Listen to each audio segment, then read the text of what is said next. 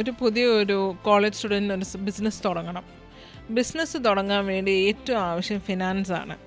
Finance കിട്ടാൻ 2 വഴികളുണ്ട്. ഒന്നീ വീട്ടിൽ നിന്ന് എടുക്കാം, അല്ലെങ്കിൽ അവർക്ക് ലോൺ എടുക്കാം. വീട്ടിൽ നിന്ന് എടുക്കുമ്പോൾ ഒരു സേഫാണ്. എനിക്ക് വീട്ടിൽ നിന്ന് എടുക്കാം, എപ്പോൾ വേണമെങ്കിലും കൊടുക്കാം, കൊടുത്തില്ലെങ്കിലും കുഴപ്പമില്ല, അങ്ങനെ ഒരു കംഫർട്ട് സോണുണ്ട്. ലോൺ എടുക്കുകയാണെങ്കിൽ it is A calculated risk. ഇപ്പോൾ രണ്ടുള്ള വ്യത്യാസം എന്താണെന്ന് വെച്ചാൽ, വീട്ടിൽ നിന്ന് എടുക്കുമ്പോൾ നമ്മൾ ഹാർഡ് വർക്ക് എടുത്തില്ല, കാരണം വീട്ടിൽ നിന്നല്ലേ കാശ് വന്നത്, കൊടുത്തില്ലെങ്കിലും കുഴപ്പമില്ല. ലോൺ എടുക്കുകയാണെങ്കിൽ I have to pay back, എനിക്ക് ഇൻട്രസ്റ്റോടെ തിരിച്ചു കൊടുക്കണം. അതുകൊണ്ട് ഞാൻ ആ കാശ് യൂട്ടിലൈസ് ചെയ്യണം. അത് ഞാൻ പണം ഇറക്കി, ഞാൻ അതിൻ്റെ റിസൾട്ട് കണ്ടെത്തി, ആ ഒരു സ്ട്രാറ്റജി, ആ ഒരു ഹാർഡ് വർക്ക്, ആ ഒരു സക്സസ്, ആ ഒരു എഫിഷ്യൻസി, ആ ഒരു പാഷൻ നമ്മൾ അതിലിടുമ്പോൾ finance is a first block.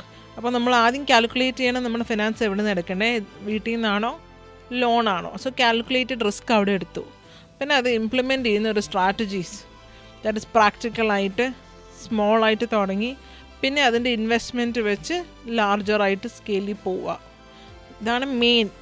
So loan taking, calculated risk and your pure passion is important. പിന്നെ നമ്മുടെ കമ്മ്യൂണിക്കേഷനും ഉണ്ട്. നമ്മൾ ഏത് രീതിയിൽ ആൾക്കാരോട് സംസാരിക്കുന്നു, അവരോട് ഇടപെടുന്നു, അവരുടെ കാര്യങ്ങൾ മനസ്സിലാക്കി.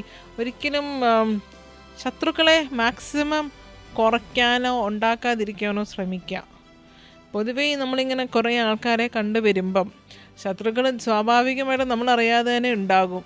കാരണം നമ്മൾ വളർന്നു വരുമ്പം അസൂയ ഉണ്ടാവും, ദേഷ്യം ഉണ്ടാവും, വാശി ഉണ്ടാവും, കോമ്പറ്റീറ്റേഴ്സ് ധാരാളമായി ഉണ്ടാവും. സോ അങ്ങനത്തെ ഒരു യാത്രയിൽ നമ്മൾ മാക്സിമം അതെല്ലാം ഒഴിവാക്കി നമ്മൾ ചെയ്യുന്ന പെരുമാറ്റം നന്നായി വന്നിട്ട് നമ്മൾ ആരെയും വേദനിപ്പിക്കാത്ത രീതിയിൽ, എന്നാൽ നമ്മുടെ കാര്യവും നോക്കുകയും വേണം, നമ്മുടെ കാര്യം നടക്കുകയും വേണം. അപ്പോൾ നമ്മുടെ ആ സ്റ്റെപ്പ് ബൈ സ്റ്റെപ്പ് ഉറച്ചുറച്ച് വെക്കണം.